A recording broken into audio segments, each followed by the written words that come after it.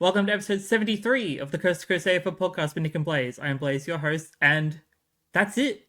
The home and away season, bar from one rescheduled game, is officially done and dusted. We pretty much know what the top eight is, what the finals are going to look like. Again, we still have this rescheduled game. Cursed Queensland weather. But we are very excited to really get to dive a little bit deeper into the more fun things we'll get to cover in the bye round before finals and a bit of the off season as well. But we do have a lot to get through, so let's just jump straight into it. How are you doing, Mr. Sarek? Limping to the finals. I am. I had a bit of a virus over the weekend. Was planning to go to the AFLW. Didn't eventuate. May have been a better thing. Free AEW got absolutely smashed by Brisbane, and I get to go to next week, which is North Melbourne. Also, isn't really a good The look. way things are going. Yeah, well, as I said, we'll talk about that in a bit, but North just look like going back to back. But as you know, you can't give a premiership out in the second week. But that's another thing. Obviously, it was one of those days where I didn't know I was quite sick, so I did a few things on Friday. I did like a volunteering thing, came back, trained on mastering all of my energy, and then of course watched the tearjerker, the final game for Ken Hinkley. Well, for Port, I should say. Final game for Boak, and final game for, of course, Rory Atkins. Yes. Yeah, and that sapped all my energy out of me. We'll talk about it a bit later, but emotionally, I think it gave me another day of sickness, to be honest. I think it killed my immune system a tiny bit. So, yeah, so it was worth it. It That's was good. worth it. If you think it's worth it, then fair enough.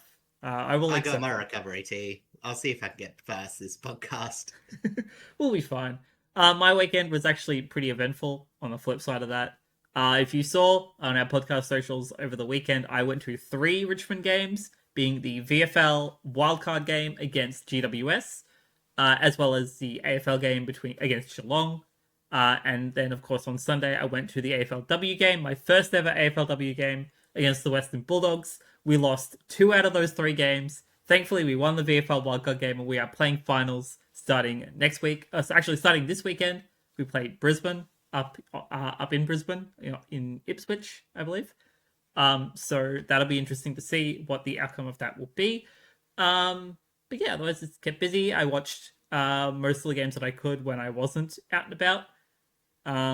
Especially the Sunday games, like they were all insane. Even Absolute bangers. even Giant Saints was a crazy game, and no one was really expecting Mm, that to go the distance. But we'll talk about that when we get over to it. But first, just for a note, we are not going to do any retirees or anything like that this week. We're going to save them all next week, since we'll have the buy round. It'll be a lot easier to get through all of the content that we'll have. But for now, we are going to jump into our very first game. We're starting over at the MCG, our final Bombers Thursday night game. Why do they get so many primetime slots? I don't know, but it's finally over. Um, well, technically no, but you know what I mean. It yeah. was the Bombers hosting Carlton at the MCG, and with a 34-point margin, Carlton won out 13-12, 90 to 8-8, 56. Well, as I said, it was a bit of a dismal affair. Gillett era Riddle game with okay attendance considering. I think about 30 odd thousand came to this game. Uh, but probably not too much TV viewership, as I don't think too many people would have been finding alternative sources to view this game. It was it played out how you would expect it to be.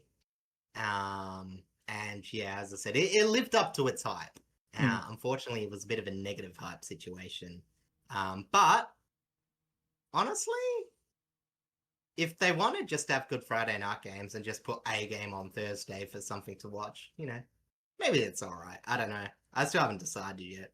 Um, anyway, in terms of this game, we won't go too into it in detail, but as you can imagine, it was the Blues setting up by clearance. Mm-hmm. A lot of it, a lot of scoring chains ran through players like Hewitt and Williams, while Cripps and Walsh were fed a lot of Carlton's handballs, and that was a bit all too much for the Bombers. Ground level forward play continued to improve for the Blues as Frankie Evans and Motlop enjoy great nights outs, and Carlton's tall defenders quelled the minimal entries that the Dons were able to get. Essendon's youngsters, I think it's fair to say they're a bit of gas. A lot of the lowest performers were a lot of the players like Lowell, who are the ones that have been around for a while. I've totally forgotten. Yeah, I'm blanking yeah, on that as well. Nguyen, Johnson, Unwin, Oh yeah. started Holy. You know, it is what it is. Yeah, I feel like they could probably use a bit of a break, and unfortunately for them, they won't get a break because they are booting up, lacing up, whatever you want to call it, on Wednesday. Round 24/round 0 continues. Yes. They have the rescheduled match that was meant to be played at the start of the season to play against the Gold Coast Suns.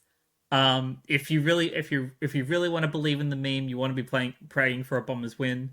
But we all know that it's likely not going to happen, and the Suns will actually get to play their first final series. But in terms of like this game itself, there was not much really to it. I mean, good for Carlton to end on a high note after the abysmal season that they've had. Will it be enough to convince CDK to stay? Probably not.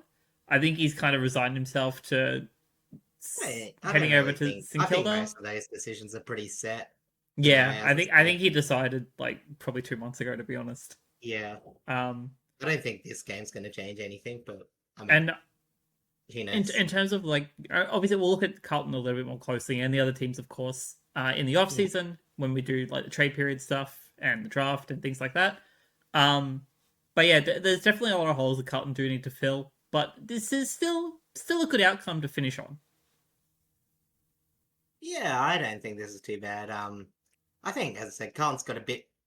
It's hard because again, some of the bottom teams have had okay movements, but as they continued again today, Essendon could get a bit of movement, but unfortunately, yeah, as I said, it just wasn't really that much that they're doing with. They're just a very, I mean, it's sort of like Richmond that we're seeing these last 2 years. They can move the ball okay, but nothing actually really happens all that much when it gets in their forward line. Yeah, They just don't score. granted, ours was due to injury. Like, you can't fault us too much on that. For Carlton, they had either one or the other, being Mackay or Kerner. No, I'm talking about Essendon. Oh, Essendon? Oh, yes. Yeah, okay. Essendon, in that case, yeah, very, very much the same. I actually had a look at their injury list today, which hadn't been updated for this week as of yet. But that's an extensive list. No wonder they had so many debutants. I never looked at it that closely. Yeah, they've been running on near empty. They're almost as bad. Well, they are as bad as how many players that they've had to use on their list this year as Richmond were last year. So Yeah, only one player that hasn't trotted onto the park. So a category B rookie that's apparently a raw ruckman. Oh, yeah. Has not been debuted. So not debuted, but hasn't been played. Maybe debuted too. They could pull him out this week. Who knows?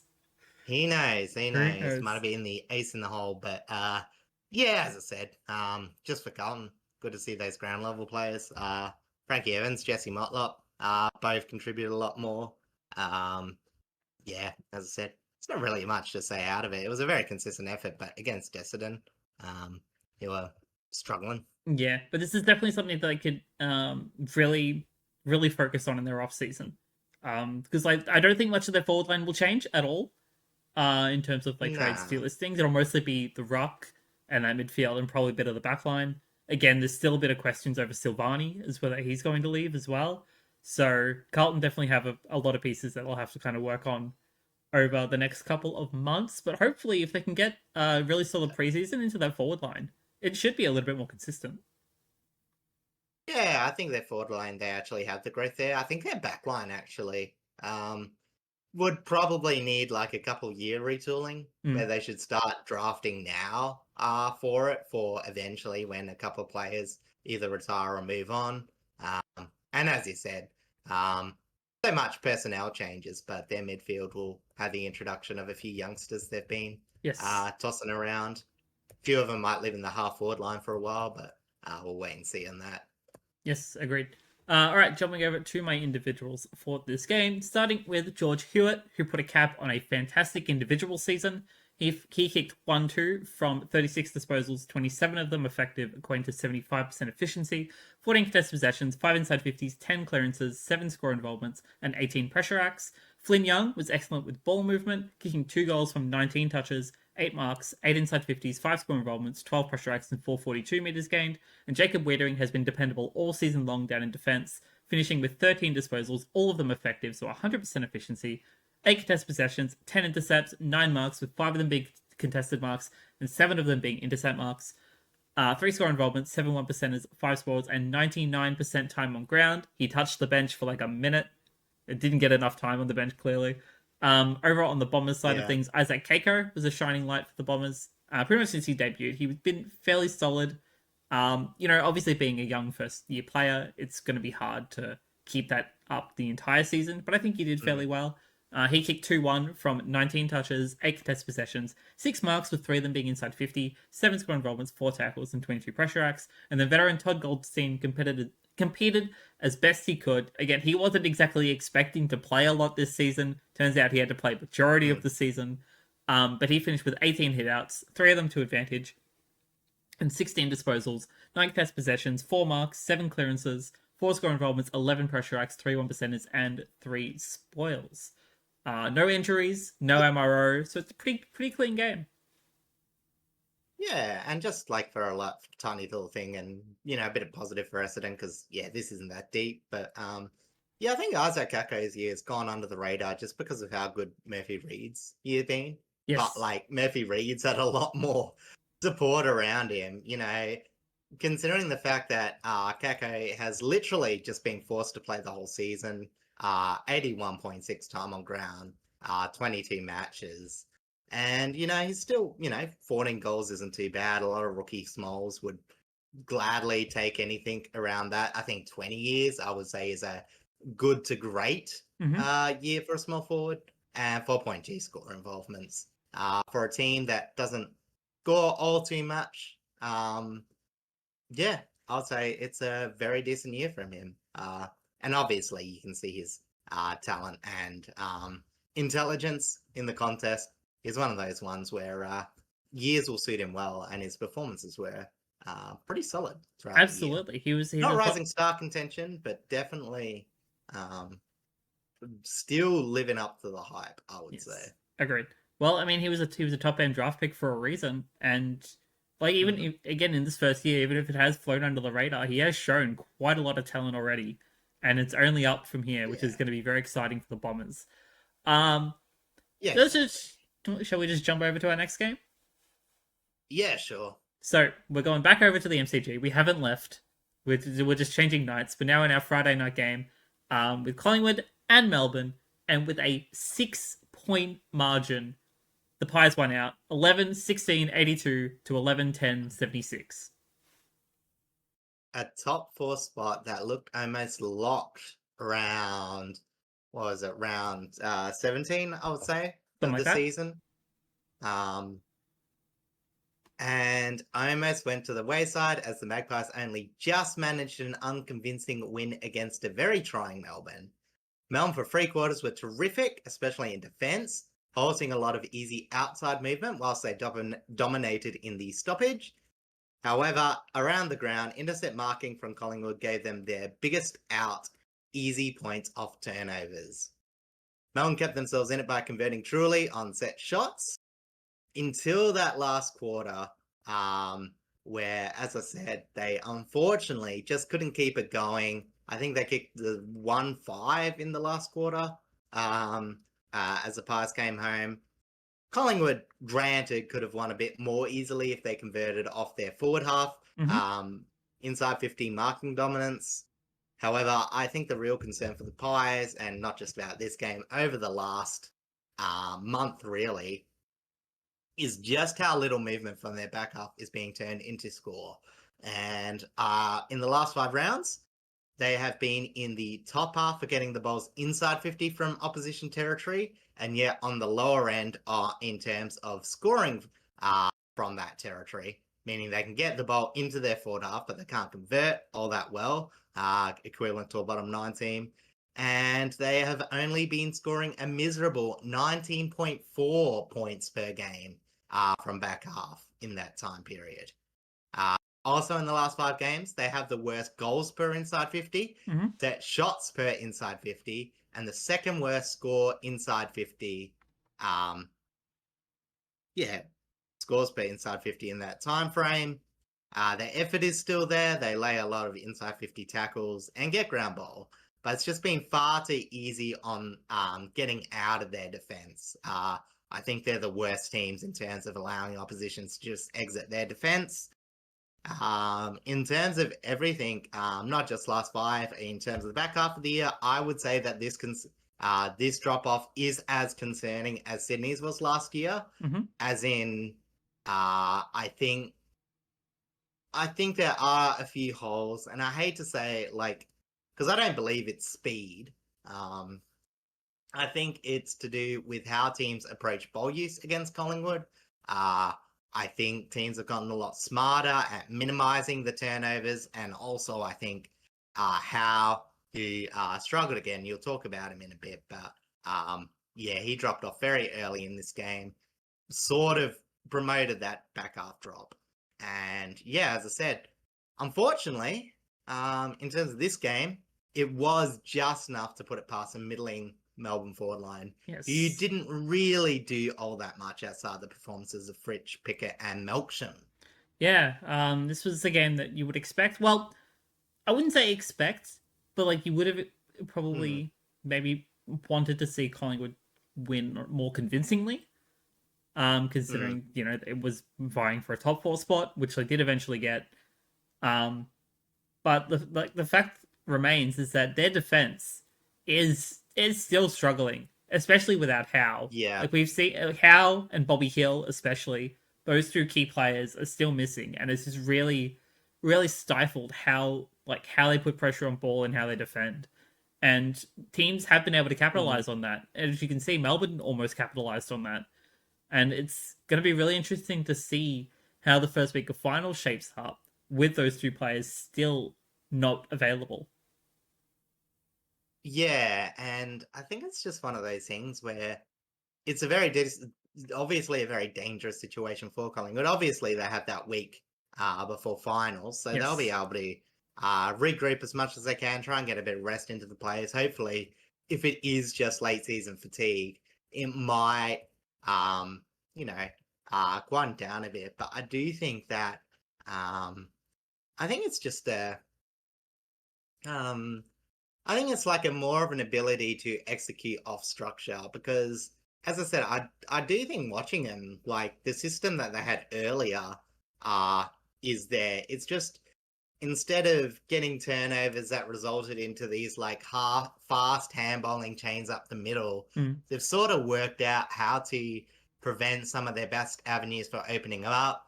I think other teams have defended a bit better, so it might just be a case of they have to vary the way they attack more than anything. As I said, I think some of this too slow comments is just them being a bit found out, so they're not able to get their game plan going as fast as they would like it, as in initiating it, not so much ball speed. And I think that's caused them to look a bit lethargic at times, but I think push comes to shove, they will patch up a bit. But I do really think that in terms of competing for the flag, right now you would have to put them a fair bit lower. There's not much reason to think that Collingwood would even make the grand final now, even though I still think they're capable of. In terms of the teams... Sorry to be a bit dour on that, but... No, actually, I think it's very valid, because we're probably going to have that sort of criticism next week anyway, when we actually take a look at our proper previews for the finals. But I agree. I think if I was to rate Collingwood in terms of flag favourites out of the top 8, / expected top 8, I would probably put them on the lower end. But I'd probably have the current teams in the top 3, being Adelaide, Geelong, and the other team. Brisbane. Brisbane, yes. I'd put them as more flag favourites. And then I'd probably put something like GWS, maybe Fremantle, Yeah, and then probably Collingwood and Hawthorn, probably around the I'll same put sort of area. Fremantle, Collingwood. Yeah, I would say Fremantle then Collingwood. For me. Yeah. Obviously, we don't technically know who that other team we're going to be talking about is. We Still have could be the Western Bulldogs. Who knows? for miracle's sake, I kind of hope it's the Western Bulldogs, but it is expected to be the Gold Coast Suns. But we cannot talk about that until next week. Yeah, exactly. We'll But have respect for the baby bombers. yes. But I will jump over to our individuals for this game, starting with Lockie Schultz, who was a surprising goal sneak for the week, mostly playing in the midfield. He kicked 2-3 from 16 disposals, 6 contested possessions, 6 marks with 3 of them inside 50, 3 inside 50, 6 score involvements, 4 tackles, 18 pressure acts, 2 1%ers, and 3 50 metres gained. Jordan De Goey looks fantastic since coming back from injury, kicking a goal from 26 touches, 11 contested possessions, 6 marks, 6 inside 50s, 6 clearances, 8 score involvements, 15 pressure acts, and 486 metres gained. And then Jack Crisp had resounding impact, being a very solid pressure player as per normal, kicking 1-1 from 18 disposals, 10 contested possessions, 4 intercepts, 6 marks, 3 clearances, 3 score involvements, 7 tackles, and 19 pressure acts. Over on the Melbourne side of things, Daniel Turner was a pillar in defence, finishing with 13 touches, 10 of them effective, equating to 76.9% efficiency, 8 contested possessions, 8 intercepts, 6 marks, 8 1%ers, and 7 spoils. And then first year player Harvey Langford, reminder, he was a draft pickup in the most recent draft, and he has had a fantastic season, honestly. Mm.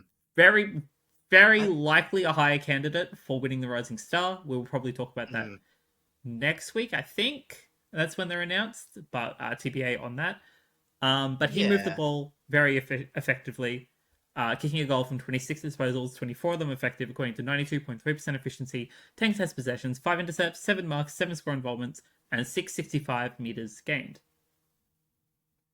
No, he's been very solid. I think it's one of those players that sort of it's almost against them that looks so reliable with ball in hand early because you tend to forget that they're just first year. Yeah, very much rated this season. Again, not flashy enough for Rising Star, but in terms of first year impact, definitely up there. 100%. Big agree. On the injury side of things, Jeremy Howe did another injury with a groin. He is set to miss up to 3 weeks at minimum, so could potentially miss out on the prelim. It's a very touch and go as to whether he will make it, if Collingwood do make it, of course, to the prelim.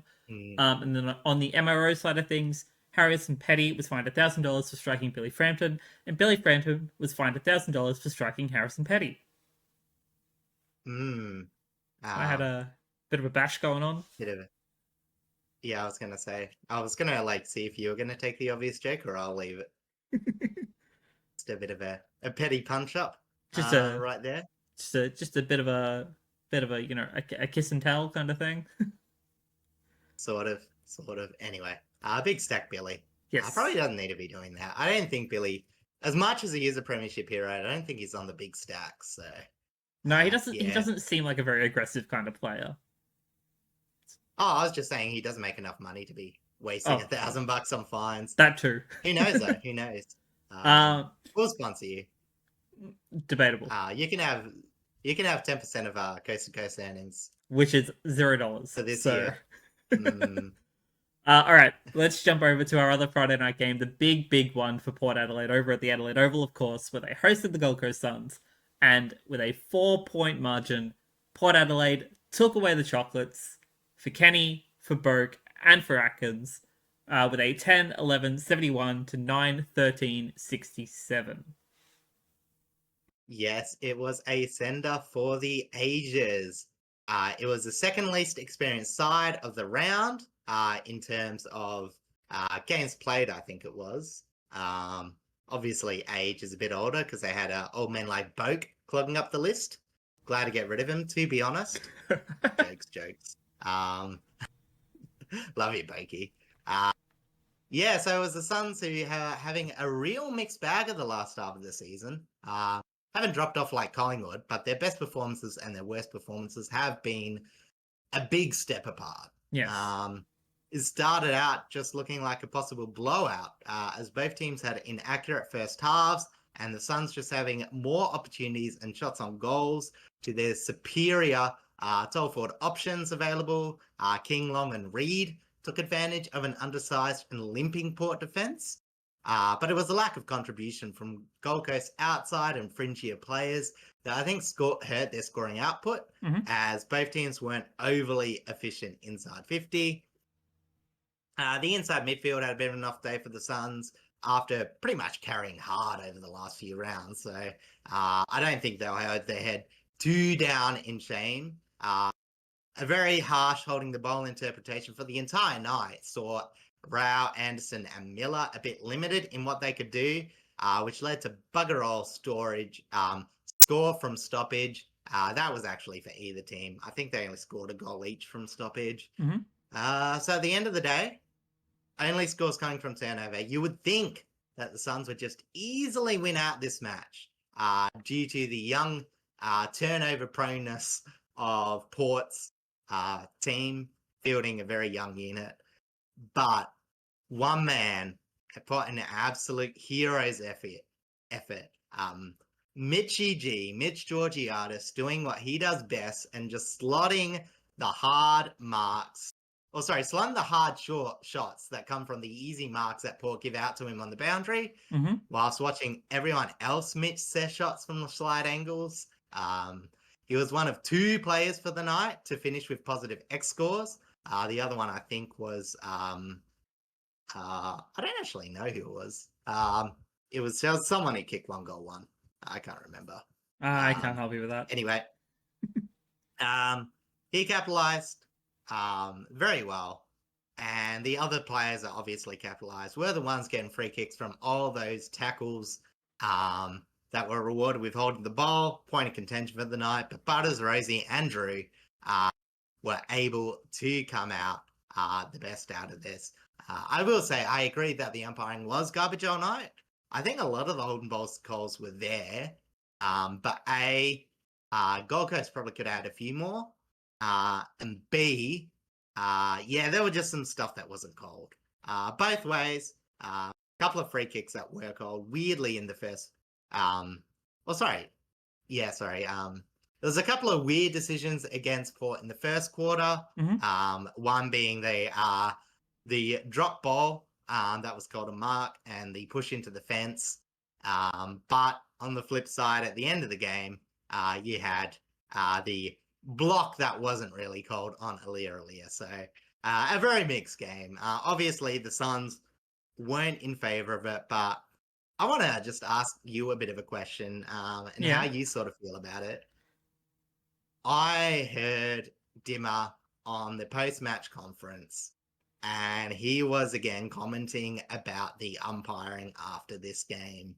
And while I don't think it's like the worst thing for a coach to be doing that, I think in this situation, I just think it sends a bit of a bad message, because the Suns still had a lot in this game. They still had so much that they could or couldn't do properly. And I just think it's a bit of a distraction, really. Like, I know I don't like to put too much into the press match conference, but it's these sort of things where, like the Suns just feel flaky to me still. Yeah. And it is years of history. And to hear such a like flaky post-match comment, you know what I mean? It's sort of just like, the Suns are just going to be, he's even had a if they make the history finals, of commenting on umpire decisions. On one hand, he has said in the past that the umpires do have one of the hardest jobs in the game, which is true. Being able to adjudicate how tough this kind of game is in real time is near impossible, especially when you don't see every angle, even though there is 4 of them. I just want to go on a little bit of a side tangent here. Speaking of the umpires, I was having a conversation with my mum when we were at the Richmond Geelong game, and was it the Richmond Geelong game? No, actually, it was the Sunday game. Sorry, because I was watching the final quarter of GWS and the Saints, and that Toby Green mark on the boundary that might not have been about. It might have been both. Actually, I might have said it both days. But like, I feel like boundary umpires should have the ability to call play on. I feel like they should have more power, Not necessarily in terms of like, doing the stuff that field umpires are meant to do, like, blowing the whistle for marks, free kicks, stuff like Mm, that. But if if they see a player off their line when taking a shot at goal or something like that, or off their mark, they should have the power to be able to call play on. I actually do agree with that. I think boundary umpires should have mark setting abilities, to be honest. I do think in general play is probably just another voice in the mix, and it may make it a bit more confusing, but yeah, I can see it's worth discussing. And it doesn't have to be like, obviously you don't have to turn them into more field umpires. Like, we don't need more field Yeah, umpires, exactly. but just Yeah. give them just that little bit more to where they can have. Well, they don't need all that much influence, really, like on the game, really. But just being able to call some of the minor things that the field umpires maybe either don't catch or something of that nature. Yeah. Yeah, Otherwise, I know, but it's just gonna take one wrong like throw call for them to be like lynched. You know yeah, what I mean? Oh, you're going into the field of play when you weren't even that sure. And it's like I think we just got said like a lot of that's just like trick of the eye, ground level stuff, and like it's one of those things where like when you introduce multiple, like some umpires, because there's only really two umpires ever looking directly at the play. And when one angle's wrong, it's then there's just a 50-50 where like adding another umpire doesn't actually help because either they're split or, as I said, either the umpire's in the right or wrong angle. So, you know, anyway, it's it doesn't exactly work like that. That's just like bad math, but yeah, you kind of get where I'm getting at. it's just one of those questions that you could just throw out there and Yeah. see what comes back. But yeah, in terms of this game, like, what a commendable win from Port Adelaide to Yeah. send. Well, not just to kind of cap off a really terrible season. Honestly, you should be playing finals. I'll be honest. But it's a good send off for Kenny, for Burke, Yeah. and for Rory Atkins. I think there's a few things that like legitimately failed. And a lot of them happened in the first half. I actually think the second half, considering the injuries, was fine. Mm-hmm. Sans a couple of games. Um, but yeah, as I said, I think it was just, again, that forward half ball movement, not quite getting enough from the midfield in terms of score generation. But there was a few things that lifted up in the back half of the year. And I think this sort of was a bit of a reward for that. Because I thought that there were a lot of solid performers. Even youngsters over the whole year. I definitely think like Lockie Jones has been one of the biggest improvers. Yep, agreed. But yeah, we'll talk about that a bit later. But I will say, that is the one thing I have always enjoyed about Hinkley games is able to get the players up. And I've never really watched the team and thought, oh, they're not really in it, or they might not be executing correctly. They may look beaten at the contest, but I don't think it's through a lack of, putting your head over the ball or anything. I think it's just a lack of positioning and some bad decision making that goes towards that make it look a bit easy for the opposition. But yeah, as I said, when you give them a chance, they try and they execute, and they were given a chance and they were able to take it away. And as I said, I gotta say, farewell for Boak, farewell to Hinkley, who gave one of the old-time presses afterwards. That was absolutely hilarious. Check it out if you haven't. But yeah, as I said, he is a funny bastard, He and is. I very much doubt he will be. I doubt this will be his final game coaching as a head coach. I agree. I He expect just has a him. lot to give to football. Agreed. I don't. I think he will take 12 months off. I don't think he'll be back in Mm. 2026. But I do expect him to be coaching again. But we might still run off of or rattle off like some of his statistics in our buy round episode next week. Just to kind of like capitalize, the legacy that he left at Port Adelaide. Yeah, But exactly. speaking of Port Adelaide, I'm going to cover our individuals now, starting with Mitch Georgiadis, as you had mentioned. He was fantastic. He slotted 4-1 from 15 disposals, 13 of them effective, equating to 86.7% efficiency, 5 contested possessions, 6 marks, with 3 of them being inside 50, 4 inside 50s, 8 scoring Robinson, 15 pressure acts, Retiree Travis Boak was a pressure machine in his final game, finishing with 22 touches, 8 contested possessions, 5 clearances, 2 score involvements, 9 tackles, and 25 pressure acts.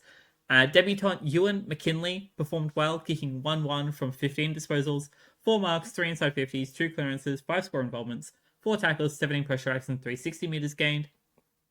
Shout out to other debutant Harrison Ram, who finished with 5 disposals, 4 marks, 2 tackles, 3 1%ers, and 3 spoils.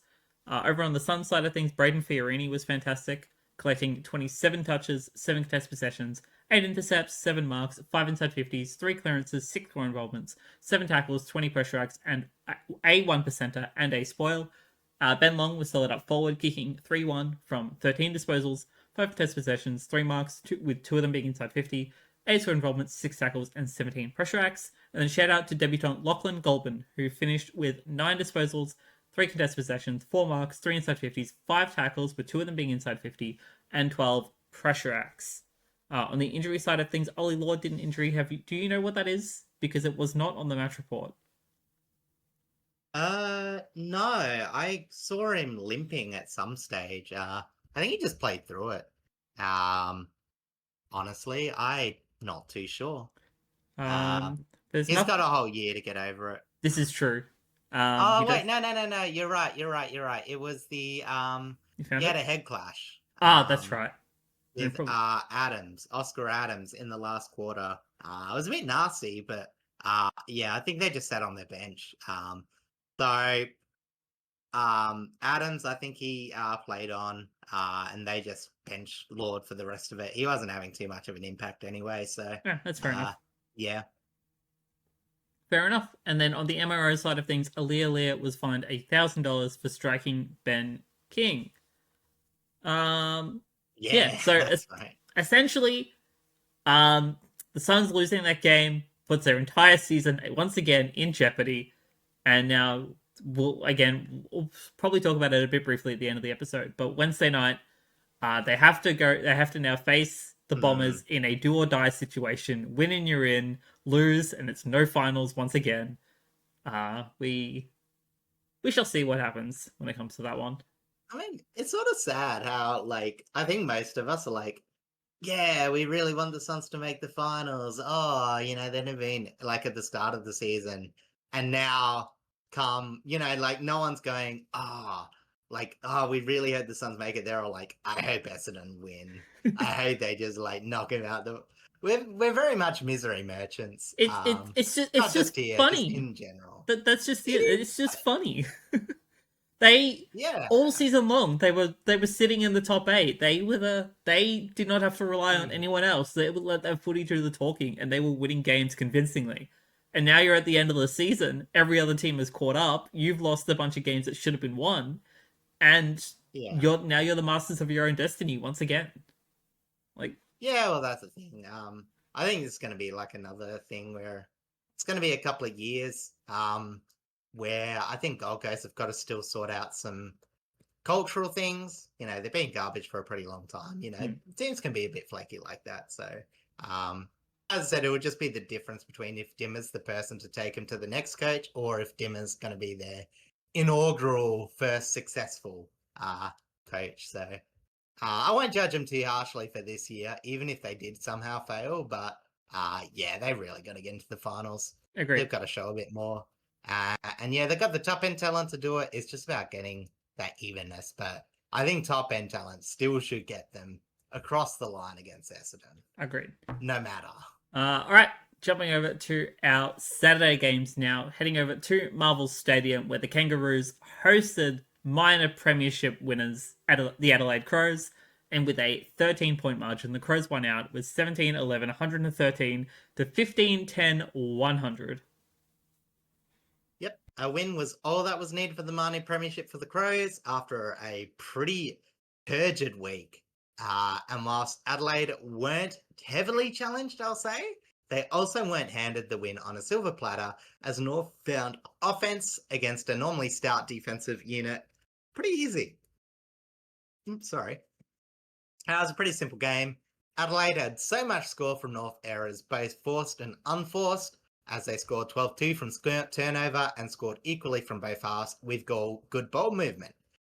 North made up from this by dominating the clearances 48-27, scored an absolutely fantastic 10-6 from stoppages, with both teams going about 60% chance of score per inside 50. It was a very fun shootout. But again, with North, a lack of outside defense just meant that the back half movement was a major thing separating these two teams. Adelaide were just able to get more clinical movement. That being said, North have shown that you can apply pressure to even out the numerous strengths of Adelaide. And whilst Adelaide don't really care about North running with them, I think it did get a bit too close for comfort. I think North not dominated, but like won a few more stats than Adelaide would have liked. They probably let them win the ground ball level a bit too easily. Again, the shape in the middle wasn't fantastic. That's been a tiny bit of a weakness. Probably the biggest weakness you would say for the ladder leaders. But overall, I think this was just, again, North, even though arguably this year's been disappointing, they still manage to sucker you in with a few good, whether it's a few good players or, a few good bits of play. Like, there's a few players that even in this game that had solid games that we've been slagging off all season. Dylan Stevens, I've mentioned he's had a fairly up and down year, but overall I would say he's improved. Then you got players like Cooper Trembath coming in, seemingly out of nowhere and providing some solid things. And, I said some of their fringier players like Tom Powell, Bailey Scott, had pretty solid games. The defense is still a bit battered up. I think Comben was probably the worst. Pink, from the little I saw, did okay. But yeah, as I said, it was very much it is what it is sort of game for North. But at the same time, if a lot of their efforts were similar to this one, I don't think there would be as few wins as they've had this season. Agreed. I've actually been fairly impressed with North the past couple of weeks. And, granted, they were playing Richmond, which is, Richmond this season. But the fact that they took it to the Adelaide Crows, and they had a couple of games where they've really taken it to a top 8 team. Like, it shows that they have improved in some areas. And it is good to see, but they're just not where everyone thought they should have been. Yeah, I think like the worst game was probably actually nearer back to their last win when, they had that really bad period. Well, they had that terrible game against the Eagles. They did get beaten by over 100 by Geelong. I'm just looking back because I can't actually remember. Yeah, no, I can say it. Like the back half of this, like last 5 rounds, you would say is a pass for North. I think in that middle season was when they were really disappointing, but a few things have come back around. So I hope we can take that into next year. But we've seen this sort of thing in North. But you don't want to get too pessimistic. This was a fairly solid performance. As for Adelaide, a few things weren't firing. But overall, it's fine. A team that was trying against them came with them. Adelaide didn't really need to push for anything that more than a win. So in terms of them, they did the job. I wouldn't be too worrying about the close games between West Coast and North. Again, it's a sprint, not a marathon. Yeah. If they can at least take it to next week and, fire as normal, I don't think they'll be caring too much at all, really. No, like you kind of expect them to be like basically 100%, except without Isaac Rankin, of course. Yeah. Against the Pies. Yeah. So you would expect that to be a lot more intense game rather than this one, which should not have been this close. To be fair. I mean, kind of, but like as I said, I think Adelaide, they're not as ruthless defensively. That's why I think Geelong get like a lot more of those lopsided scorelines where Adelaide, they will shut down like other teams, but as I said, if you are running with them, they'll sort of let you. Whereas probably Geelong, because they base a lot of their stuff off intercept marking, I think they can. You know what I mean? Like, they don't care whether they shut down those teams by the aggressive intercepts or not. They're still going to win anyway. But yeah, as I said, Adelaide's more just they sort of like let the errors come more than Geelong hunt them. So again, North, while they still made a few errors, we're still going really well the other way. So I'm just like, oh, it is what it is. Yeah, this Rewarded them for the good ball movement. past couple of weeks are definitely something that they can carry with them into the off season and into the 2026 Yeah, preseason because it's good yeah, momentum. And they were doing this without Nick Larkey as well, just for note. Like their number one spearhead was not yeah. playing, so that's when he's Oh, back. are you sure he's the number one spearhead now? Are you Oh, sure he hasn't I been mean, given a Trem Bath by Cooper? Trembath has been very impressive. I will give them that. But I would much rather have Yeah, I would much obviously. rather have Suv as the number one. I mean, you would much rather have both playing at the same time. Yeah, I of think that's course. what North will be excited for next year. But Yeah, to it be is what looking it at is. those two, Zerha, Curtis, Mm. and whoever else they can get down there. I don't entirely know their forward line list right now. Well, you'd probably just be Darling. I think he'll probably play one more year. Yeah, Darling probably go Probably one won't play more. Trembuff. Parker will probably go. I Yeah, you think probably Parker wouldn't re-signed play for one more Trembuff. year, Yeah, so they'll still like I have a said, couple of veteran presence as well. yeah. Because as good as he is still just a kid forward. So Yes, that's 20 true. years of age. So you do have to protect him a bit. That's probably the good thing about then getting Jack Darling. So at least you can sort of see this long-term planning coming together. Yeah, Um, Darling will be the doing structure for the next few years. a lot more. Well, pretty much what we expected at the start of the season: on-field leadership, especially for the tall forwards, to Yeah, really exactly. help them elevate their game.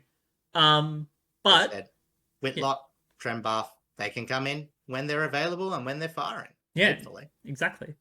All right, let's jump over to the individuals, starting with James Peatling. You all know that I am a big fan of James Peatling over at the Crows now. He was phenomenal around the ground, kicking 3-1 from 19 disposals, 14 of them effective, equating to 73.7% efficiency, 10 contest possessions, 5 marks, 4 inside 50s, 5 clearances, 3 goal assists, 10 score involvements, 4 tackles, 19 pressure acts, 6 scramble gets, and 381 metres gained. Sam Berry was very solid with pressure, finishing with 24 touches, 18 of them effective, equating to 75% efficiency, 12 contest possessions, 4 inside 50s, 5 clearances, a behind, 6 score involvements, 8 tackles, 23 pressure acts, and 403 metres gained. And then Wayne Miller was very good defensively as well, collecting 18 disposals, 15 of them effective, equating to, sorry about that, 83.3% efficiency, 5 intercepts, 6 marks, with 3 of them being intercept marks, 6 score involvements, 11 pressure acts, and 334 metres gained. Over on the North Melbourne side of things, Tristan Sherry did almost everything right. The only thing he didn't do was kick a goal. Would have been a perfect game otherwise for him.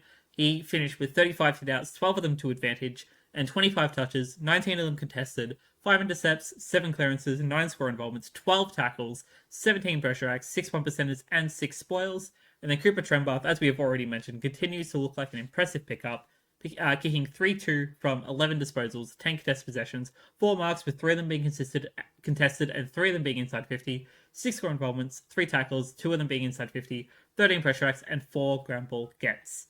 On the MRO side of things, Jordan Dawson was fined $3,125 for contact with an umpire. You'd think a captain would learn. Rory Laird was fined $2,000 for rough conduct against Zach Banch. Jake Sligo was fined $2,000 for rough conduct against Tristan Sherry. And Mitch Hinge was fined $1,000 for staging. Exactly. Yeah. Yeah, not too much. I thought I was going to make a point, but I don't. Sorry about that. There's not too much to really cover. We've said a lot about North this Yeah. season, and we've still got a lot more Crows to Yeah. talk about. Well, maybe. Uh, Could be too. True. All Could right. be straight sets. Who knows? I'd actually kind of, actually, we'll go on a slight tangent on this. I was thinking about this. I would have liked straight sets just to rub it in Rankin's face. But now I actually Mm. kind of want them to win the qualifier just so he cannot play finals, Just, yeah, period. guarantee, yeah. I mean, you would hope so, but I don't know. These things have a funny way of working. Yeah. Yeah, as I said, the AFL. We've mentioned it at length, but that is I one was of the I most was going I disappointing. was very tempted to make a socials post and just rant about it, but I'm very glad I didn't because I ranted on my own personal social. So if you want to go check that out, links are down below. Yeah. All right, Uh, let's jump over to our next game at the MCG. I was there for this one. It was Richmond hosting Geelong, and with a 39-point margin, Geelong wins out, of course, 14-19, 103 to 9-10, 64. Yeah, it was pretty much a potential thrashing in the first half until Geelong, I'm sure, sort of put the cue in the rack. I would say They I guess the didn't way I stop in put the it here. third, but they stopped in the fourth, Yeah, Geelong hunted until preservation they kicked in, pretty really. much. Leaving Richmond to take whatever minor victories they wanted to in the second half. Um, Richmond did play a part in this. A lot of it was inaccuracies for Geelong, and Mm-hmm. they were forced into these harder shots. But control and meterage in favour of Geelong just meant that they had enough opportunities as they produced 12 more set shots from just one more inside 50 than Richmond. Richmond, to their credit, did run with Geelong when the opportunities arose, with their ball movement actually being decently effective, generated a bit more ground level, and they might have actually given the Cats a bit more of a challenge, but could only manage 2 tackles inside 50, and their forward line pressure just wasn't enough, as the Cats' backline also had a solid amount of intercept marks, which meant that the ball couldn't even touch the ground, where, as I said, Richmond do like to attack a bit more. So yeah, Richmond contested well enough and got enough cheap marks. But as I said, I think that may have just been, you know, I don't know how you feel because you probably watch this more than me. It did feel like a bit of a bruise-free footy attempt after a while, For and Geelong, that's not so much. actually, for both teams, it was Oh very yeah, much a Geelong. bruise-free game. Honestly, our big Mm. concern for Richmond supporters going in was the inclusion of Josh Gibcus. Again, he hadn't played a game of AFL footy in pretty much 2 years, due to doing 2 ACLs. Not a great time. He only played Yeah. half a game of footy. We subbed him out after half time. Again, this was more. I think it's more so for match fitness. Getting him a taste of the AFL level again, but also he'll likely be playing in our VFL finals, which will be good to see. Just to keep that match fitness going, and then we'll lead that into the preseason. But yeah, a lot of it was very much just like don't get injured, don't get injured, don't get injured for both teams. I think, well, because for Geelong, all they needed Yeah. to do for this game was to win, and they had top four. That's all that they needed. Um, Yeah. and then so I they didn't think for really want an Richmond, injury it's out of like, this. And for Richmond, you don't yeah. really want to go into the off season with an injury. Exactly. Yeah, they just want to, prevent long term. But as I said, I think it's also just how a bit Richmond, not sort of play, but you know what I mean? Is they're more. Well, I guess it's just the way that these two clash. Where I said Richmond were always going to be a bit more ground level based, Mm. where Geelong just gets so much meterage, so much efficiency. So it just didn't really have too much. Obviously, and you'll mention it, we have a few players that are just going to be tackle heavy. A lot of the rough and tumble play was in the inside midfield. Mm-hmm. Yeah, as I said, aside from that, it didn't really look like there was much. But as I said, I'm sort of talking about this game as if like Richmond were just fed. You know what I mean? Like, Geelong were just stuff it. But I do think Richmond was still, hanging in and around. It's just more Geelong probably had the capability of being absolutely ruthless, just because Richmond just didn't have the structure Mm-hmm. to defend well, and because they put the foot off, Richmond were then like, yeah, well, we're gonna try and have a bit of more of a crack, see what we can get going, and yeah, they did reasonably okay. Well, something I've I'll say, learned over the past pretty much this entire season is that we're fairly good in our first quarters and we're fairly good in our mm, fourth quarters, but we just can't keep up when the switch happens in the middle is the issue because teams go to most yeah, teams that we've contended with this year tend to go to another level in the second and third quarters and then they'll slow back down in the fourth, which is and we just yeah, can't keep up with that at the moment, which is expected. Again, we're a young team again, you know, a bunch of younger players, a lot of players who have less than 50 games of game time. And this is not including the players that played during the season that are now injured as well. So, like, we've got a ton of players that still need to keep working on gelling together and getting that synergy up in the first place. yeah, yeah. But as I said, like, for again that sort of team that has been a bit. I think you've definitely seen some of the sheets, and as I said, the fact that some players are actually coming together when there's a bit less pressure It's not like I don't think Richmond's like a team who are constantly like shooting themselves in their own foot sort of thing. Mm-hmm. It's more just they can't finish off. So yeah, as I said, and I think this game was a bit like that. It's just as I said, Geelong were yeah, they just have something about them when it comes to bottom teams. They are the top end killers, Mm-hmm. probably a bit more than Adelaide, despite the similar percentage. But yeah. Yeah, I completely agree. One thing to note is this was also the Richmond farewell game for Camden McIntosh. I will talk more next week about his overall statistics, purely because it's not 100% that he's going to retire. He has said he wanted to play on. Fair chance he'll end up at West Coast to be with Minnie, Baker, and Graham. And he's also a WA boy in the first place. So it remains to be seen as whether it's actually going to happen, or if he will end up retiring. But we'll go over his statistics and stuff next week. But jumping over to our individuals, like he used to play for Claremont. He just has that Claremont look about him. He might have. If you want to go look at that, I will go and run down our individuals for this game, starting with Tom Atkins, who in his 150th game breaks the all-time tackling record in a season, which was the record was set in 2011 by Scott Selwood with 202, including finals. Tom Atkins recorded his 205th tackle, breaking the record and counting because he still has finals to play. So it's going to be even higher by the time the season is over. And he also finished with 27 disposals, 21 of them effective, equating to 77.8% efficiency, 8 contested possessions, 4 intercepts, 6 marks, 8 inside 50s, a behind, 2 goal assists, 12 score involvements, 9 tackles, 25 pressure acts, and 462 meters gained. Bailey Smith has had a fantastic season and continues to do really well in this Geelong system. He finished with 34 touches, 12 of them contested, 10 inside 50, 7 clearances, 2 goal assists, 10 score involvements, 4 tackles, 17 pressure acts, and 594 metres gained. And then spearhead Jeremy Cameron wins the Coleman medal with 83 goals for the season, kicking 4-4 in this game. Should have been higher, to be honest. From 20 disposals, 7 contested possessions, 7 marks with 5 of them inside 50, 14 score involvements, and 514 metres gained. On the Richmond side of things, Sam Banks was fantastic from halfback. I think he's had a phenomenal season, finishing with 30 touches, 24 of them effective, according to 80% efficiency, 5 test possessions, 10 marks, a behind, 6 score involvements, and 590 metres gained.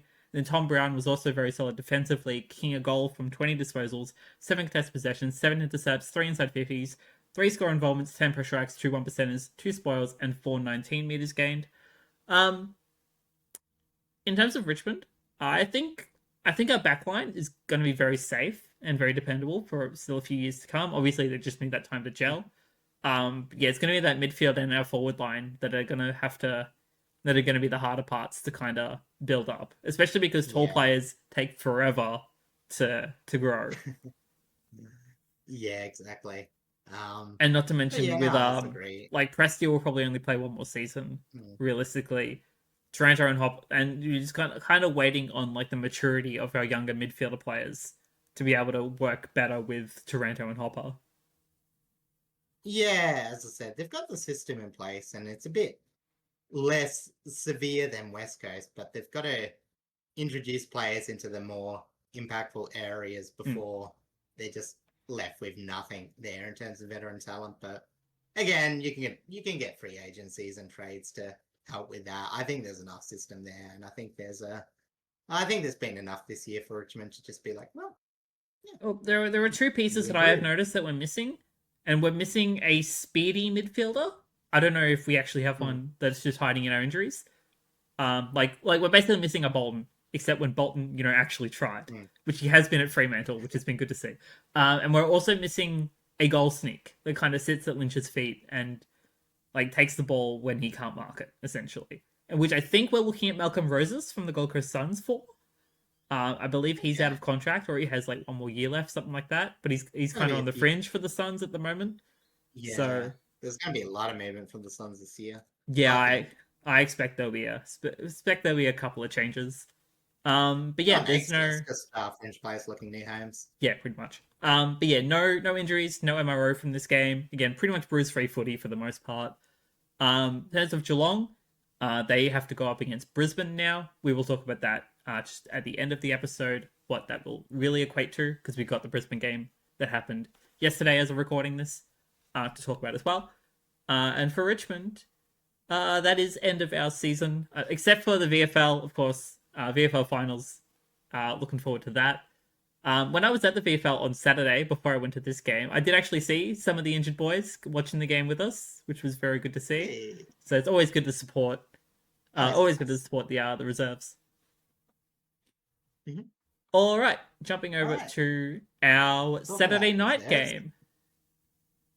Going over to the west. We're going to Optus Stadium, of course, where the Eagles hosted the Swans. And with a 67-point margin, the Swans went out 18-10, 118 to 7-9, 51. Yes, and I mentioned the reserves was Eagles put out their second most experienced team to end out the year, and it showed because they performed okay early before the Swans really turned on the screws. Swans just had a solid outside game that could fare themselves okay for next year. But for this game specifically, it was pretty much a fun free-for-all as Papley, Goulden, and Blakey just seemed to have free roam around the ground, provided so much attack while still doing their regular roles. West Coast tried to keep it even in the middle. Grundy was as quiet as he can be with having a 50 hit-out game. Clearances weren't much of an issue, but the score involvement by the centre bounce group was a big goal with a lot of involvements for Sydney and not too many by West Coast. This was due mostly in part to poor forward pressure by the Eagles, whose tolls stood a lot taller than their ground level counterparts, as West Coast just kicked a paltry 1-2 from 5 general play shots. I've now realised I haven't actually finished these notes. There isn't really too much to really talk about in this game, to be honest. No. I don't know. Yeah. Remember, there was a few. Oh, I was just gonna say, it's like for Sydney, there was a few younger players that put up. Jack Buller kicked 3 goals, had a very nice game, and he did. You know, as I said, for them, it was just good to see a bit more of a mix in who got involved in the goal kicking as well. It was a mix of a tiny bit more conventional play, but as well the style of play that Sydney have been a bit known for, which is getting them high midfield press up. Not so much for intercept, but for getting involved in scoring and just having players just flick on that switch offensively. Against the Eagles, they were very able to do that. Yeah, it was a good performance from the Swans. Granted, it doesn't equate to anything, except for maybe a pick in the draft, or in terms of order and stuff. I think it does cap off a very excellent second half of the season for Brodie Grundy and for Isaac Heaney as well. They both had fantastic second halves. Errol Golden, once he came back from injury, I thought was really, really solid as well. So they definitely still have, some positive signs to take into the off season. Some of their younger players also still, like Jack Buller coming in, had a fantastic game. Job Shanahan for the Eagles had a fantastic game as well. So the Eagles also have some good positive signs, even though it just hasn't been entirely the way that they wanted to go for the season. But it's still, again, this at is the end of the day, Minnie's first season. It's new system. It's 12-11 in, a positive win record and a record that sometimes gets you in finals on a good year. It's just, it looks so far removed compared to all the other ladder positions we've been seeing. 56 points won't get you into the finals this year. That is guaranteed. So, it's just it's one of those ones where it's a minor drop off for the new coach, but they've still got a lot to work around. I think the back half of the season sort of showed that. Yeah, agreed. But hopefully, in the off season, both Mini and Cox can very much readjust. Well, we know for a fact that Oscar Allen wants to leave, so it's not a good sign for the Eagles, really. But they have been able to pick up some decent forwards to work around. They're just mostly waiting on injury, especially with Jake Waterman still being out injured. Yeah. But Shanahan, this is the most impressed I've been with the Eagles draft classes for the last 2 years than I have in a long time. They were putting out some pretty players when they were first down in the ladder. True. I don't want to say them specifically because they tried their hardest, considering that they were just sort of shoved out there. But yeah, as I said, it's not too much of that remaining. Like a lot of the kids out there, I could see having a future, or at least can see why they're out in the park, which is good. Yeah, and it's just where, like, for example, Harry Edwards, I just want to point out specifically, like, when he was in and not injured, thought he did really, really well with McGovern's absence, and obviously with McGovern's now retirement, hasn't helped as much, but it does give him, I guess, a bit more flexibility to put new players down there, a bit more full time. Get them that experience, hopefully get that synergy going, and start to really rebuild proper with under Mini. Yeah. And as I said, Ruben Gibney moves back. Brady Hoff, again, still amazed that he turned into like a halfback sort of midfield player after being so reliable as an intercept defender. But overall, it seemed to be the right move. He's got a lot of wits about him. So, as I said, it's just, whilst there are some disappointing things, I would say their forward line's probably the most disappointing thing after looking solid for the first half of the year. Really dropped off. Injury definitely didn't help with that because they lost their tall players. But you want to still expect, even without Waterman, they were playing a bit better. But yeah, that's true. Well, not saying because of that, but I was just saying there were games without him that they still looked solid, were converting well, and then it sort of just dropped off. True. A lot of players had very up and down seasons. Liam Ryan, I think it was great that he played the full season, did sort of wear out at the end. Tyler Brockman has to have games that are a lot better than just doing nothing. Unfortunately, he's one of those players that is good when they can get him involved, but he just takes so much to get him in that you wonder if it's a bit worth it. But, they'll figure those sort of things out. And hopefully, once they get Waterman back, they can, again, just have a bit more, something more solid to rebuild around because they definitely felt a bit better than 4 wins. They definitely didn't look that much better than 4 wins. Yes. That's how I'd explain the Eagles season in one sentence. That's one way to go about it, I guess. But I'm just going to jump over to our individuals now because there isn't really much more we need to say.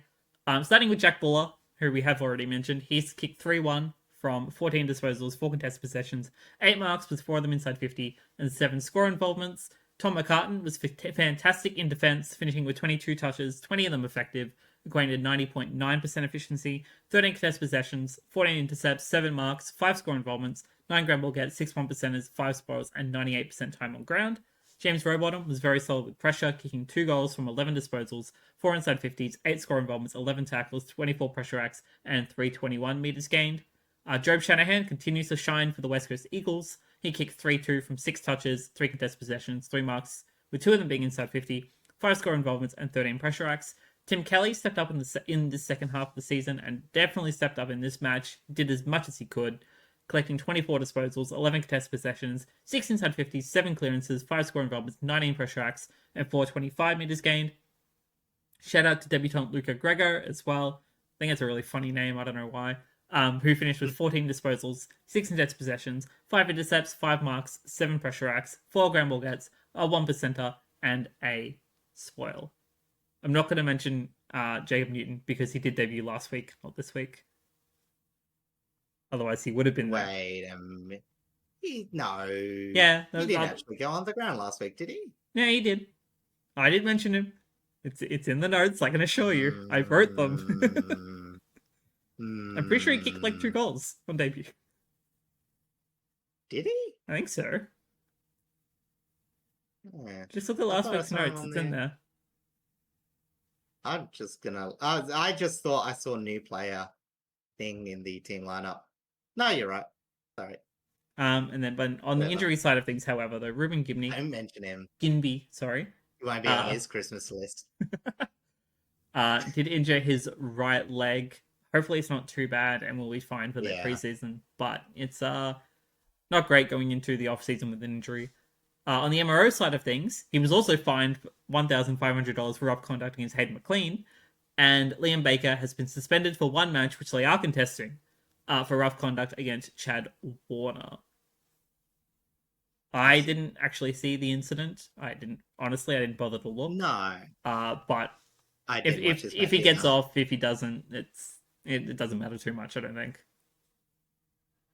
I mean, they'd like to start him next year, but yeah, as I said, it is what it is.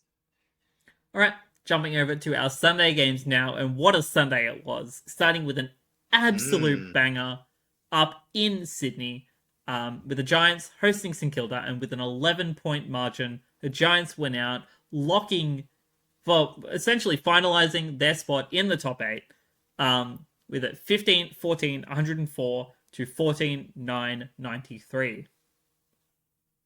yes, Saints team with nothing to play for and seemingly no rhyme or reason for their scoring seemed to almost confuse the Giants into an almost upset loss, but a few heroics bailed out an otherwise underwhelming team effort by the Giants.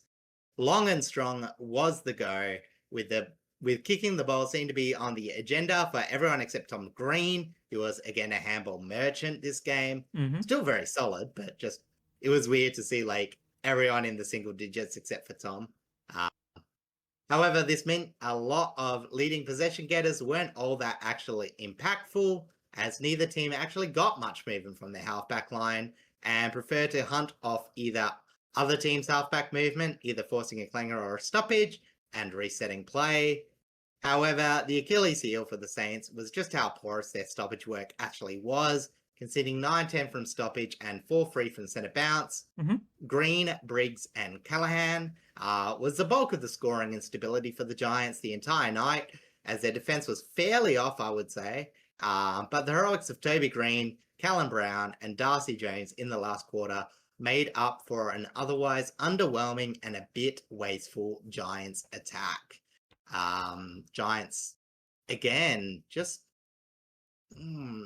it's weird. They tend to, like, dominate but not dominate at the same time. Like, again, this game, they had so many scoring shots, 31 to 25, and yet lost the inside 50 count, which was still pretty big. 46 entries for the Giants, 50 to the Saints. So actually, will say I will give the Giants defense a bit of credit. They did force them into less shots, which was pretty good. But it's weird. Like as I said, just occasionally you'll just see these matchups pop up. Nothing seems to be happening, and there's all of a sudden, Kip Sharman's in a bit of a space, or Max Hall just sneaks off into the boundary line, and then Darcy Wilson, who you all mentioned, just it wasn't so much defending, but it was run with defending, and he had an absolute field day. He was everywhere. He was one of the most random but strongest performance I've seen in an outside midfield, more in the forward half of the ground for the Saints. Obviously, we know their halfback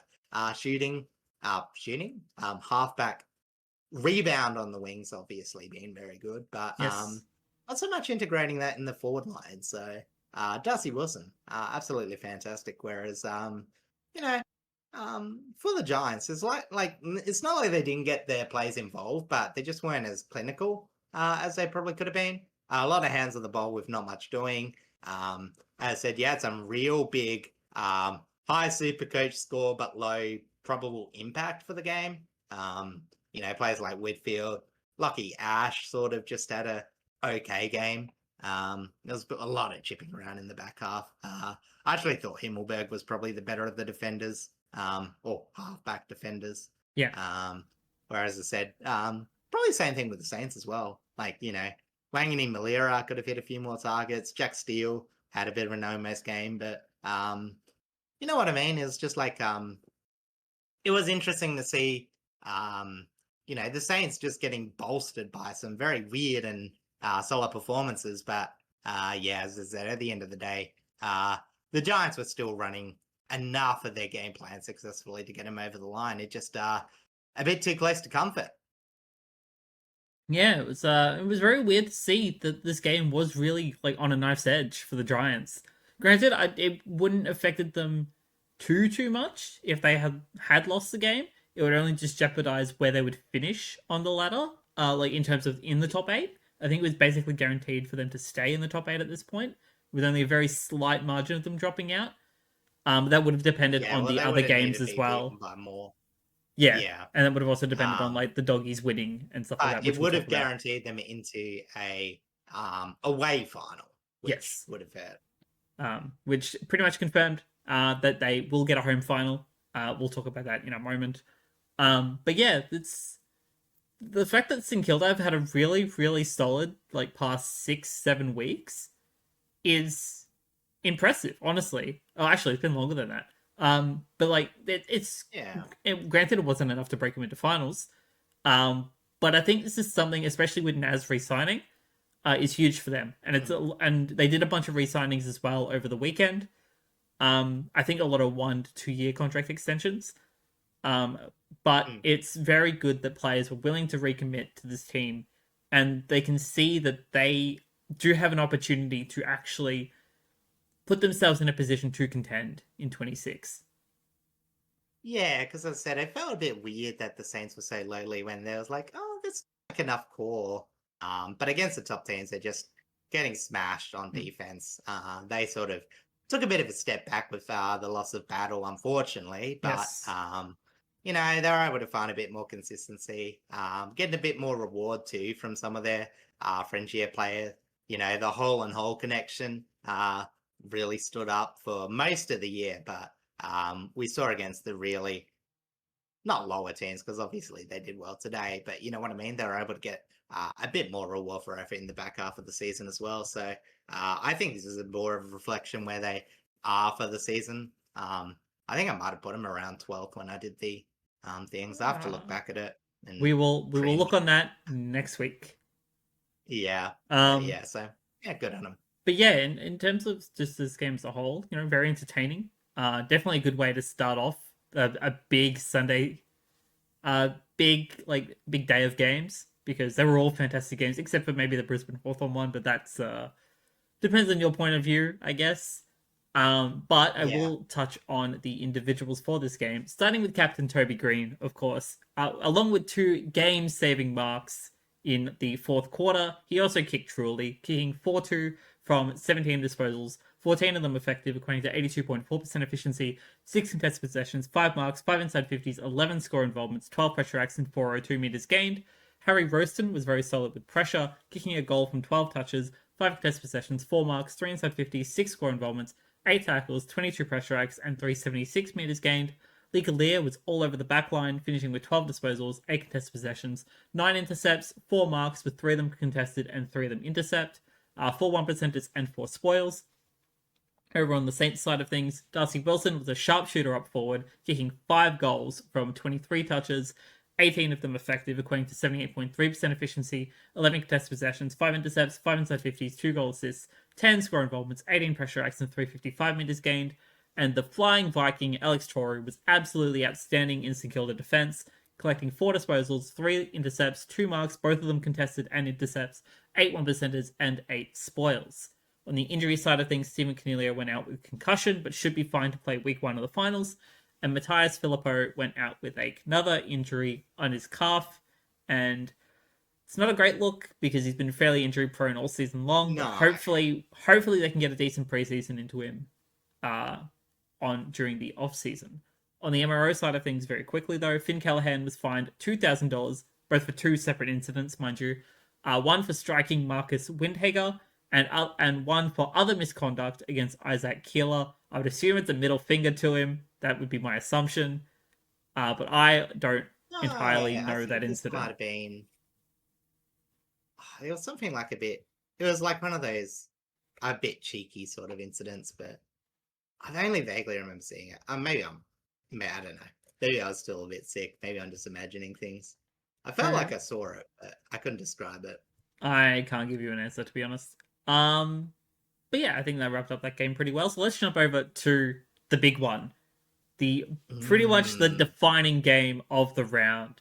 The Bulldogs and the Dockers at Marvel Stadium, and with a 15-point margin, Fremantle won out 17-10, 112 to 14-13, 97.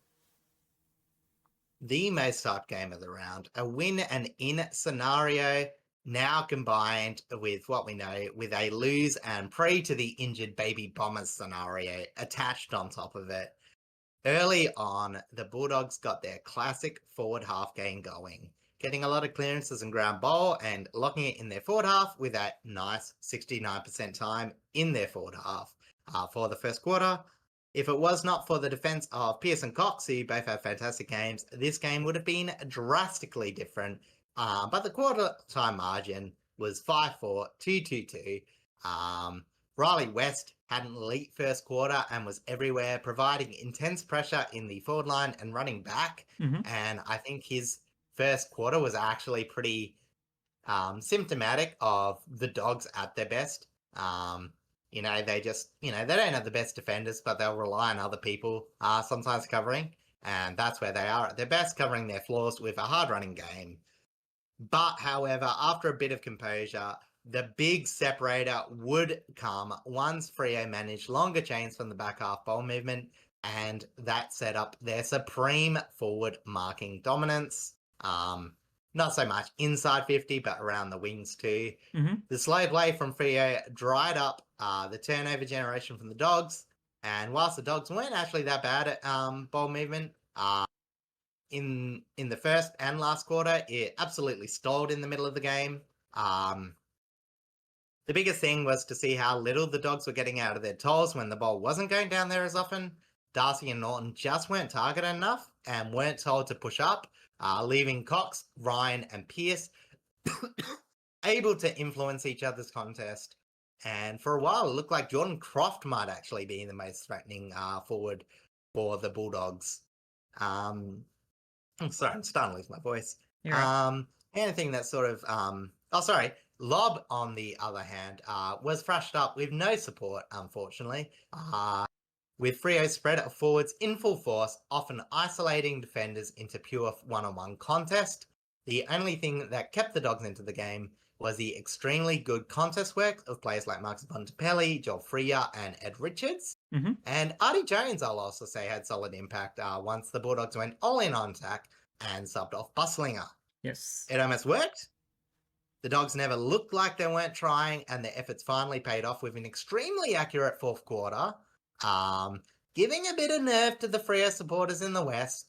But in reality, the margin separating the two teams and the Freo's constant scoring mean the game was never really in doubt, as Freo repaid their supporter base for scaring them last week as the Bulldogs end their season in a game that personifies them, a relentless and ruthless barrage team that just has to pray that the ball doesn't go into their backline, because when it does, it can get them undone. Yeah, if there was one game to really, really point out the doggies' flaws, which is entirely their backline essentially, it was this game. The threats of Amos, of Tracy, of Voss, of Murphy Reed, of Michael Frederick were all just too much for that backline to maintain.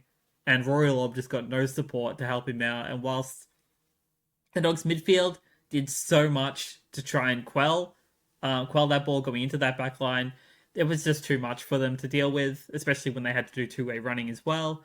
And yeah, Freo, congratulations, you're back in finals. Yeah, exactly. And, it's funny, you talk about it, because again, like, the Bulldogs did get a lot of things going to them. Like, this was a game I think last year they would have gotten absolutely pumped.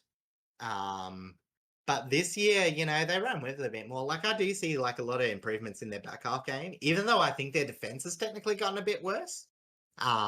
Just in terms of like they've, obviously James hasn't played enough this year, and they've been playing a few more raw, fringier players. But you know what I mean? It's like, it's a step back to slowly rebuild into the future.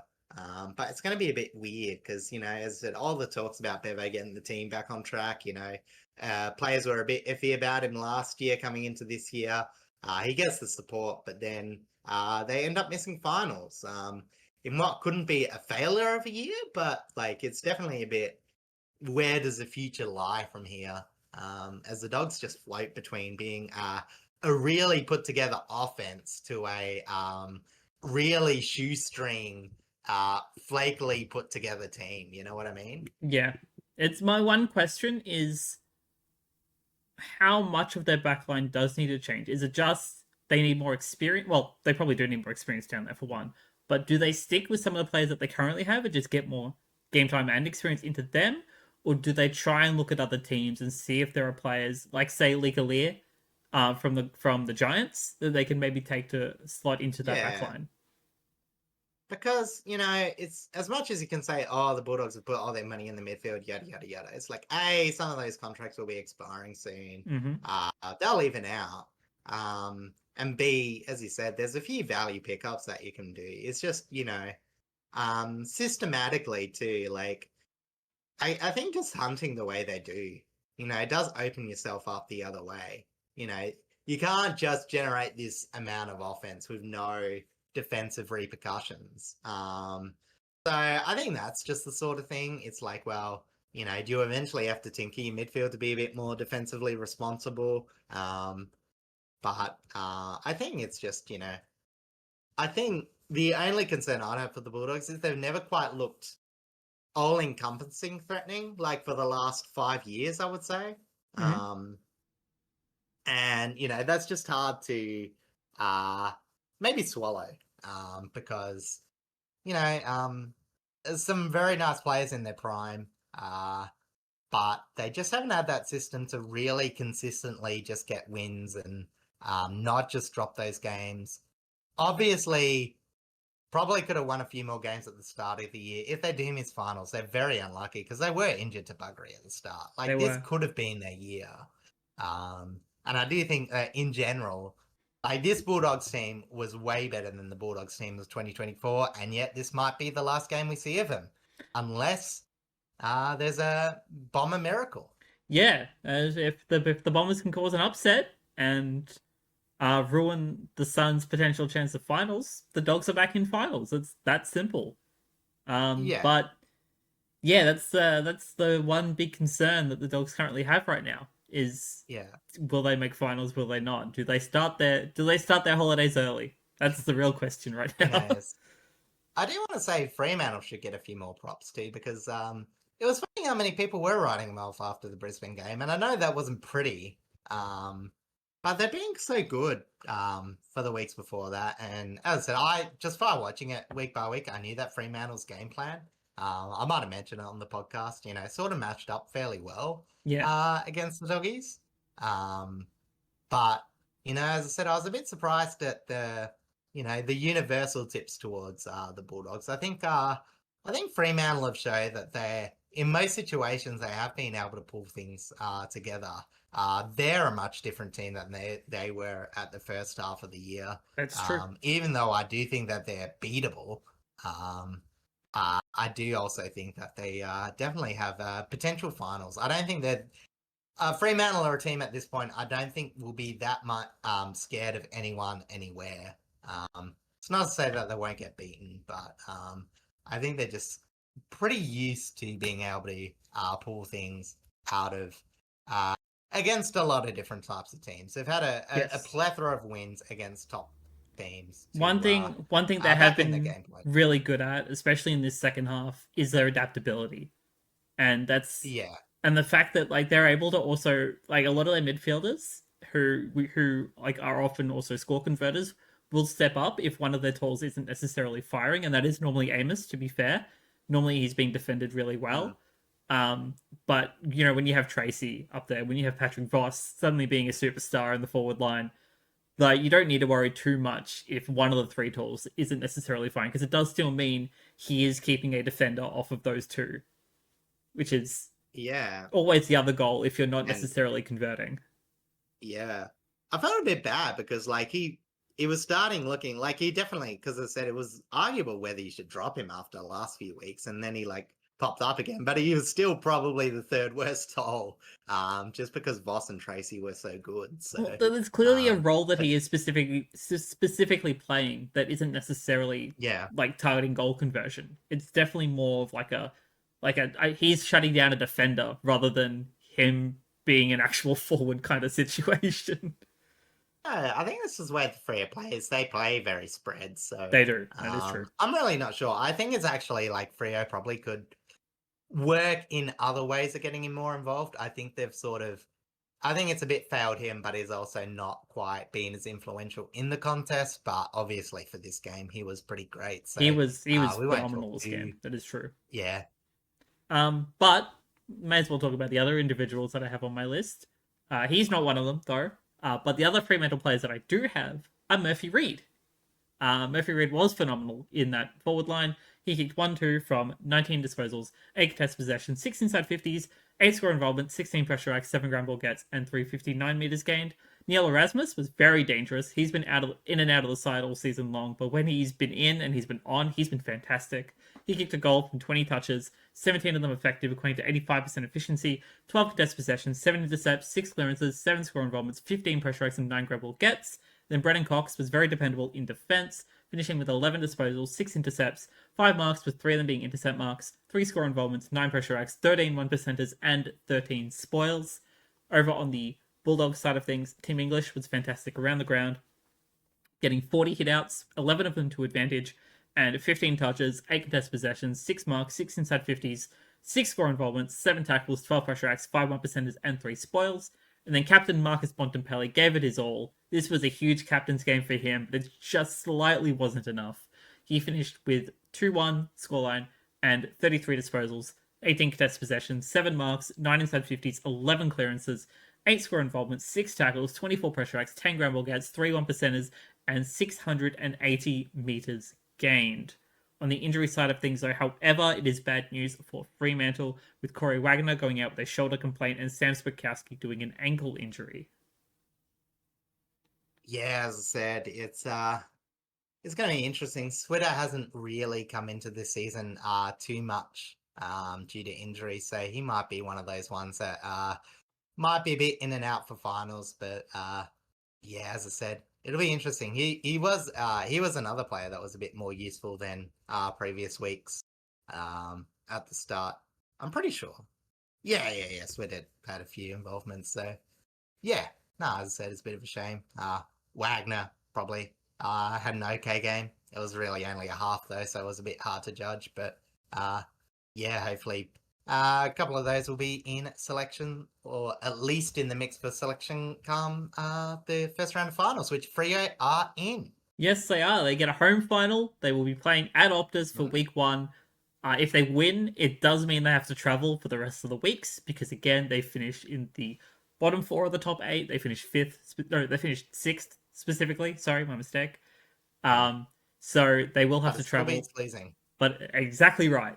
Exactly right. As long as you get that finals experience, that is all that really matters, apart from winning the big one itself, of course. But yeah, in terms of these seasons as a whole, like Freo had their ups and downs, but this second half has been fantastic. The Dogs have that fantastic offense, like really, really great with intensity, but definitely need some personnel changes in that back line to be able to ensure that they are able to be a whole team, WHOLE specifically, because it's just that third that's kind of letting them down mostly. Yeah, and as I said, they play around it, but I don't think they play around it enough to consistently make deep finals runs. And that's just proof that they haven't really made a top 5 in a while. Yes, that is true. Top 4. Sorry. Top 4. Yeah. Technically top 5. They didn't make. I don't think they made top 5 last year either. So it's same kind of situation.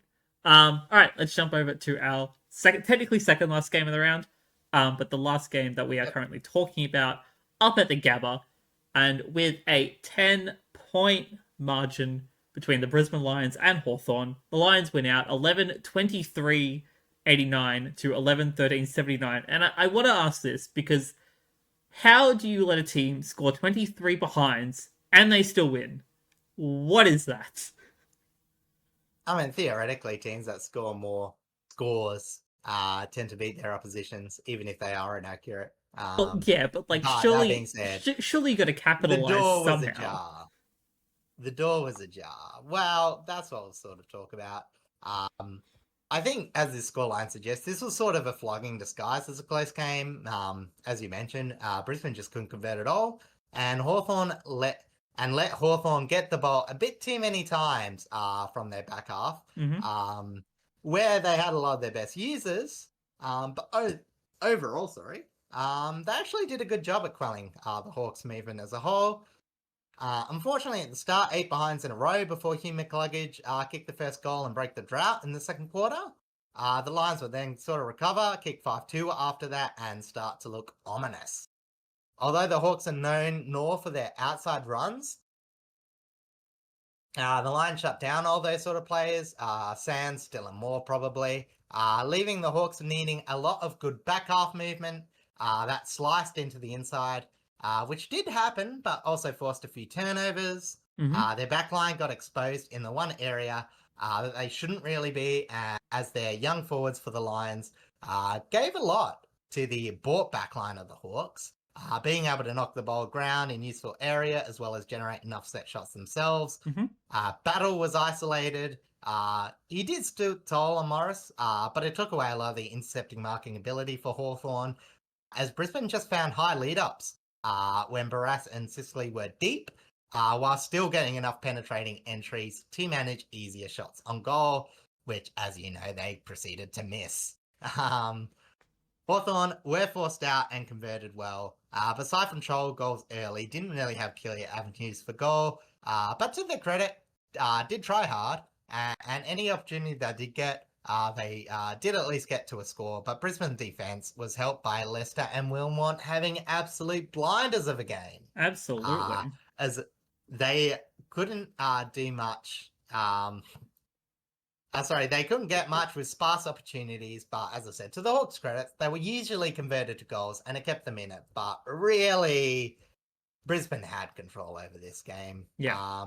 Territory, meterage, possession dominance. Yeah.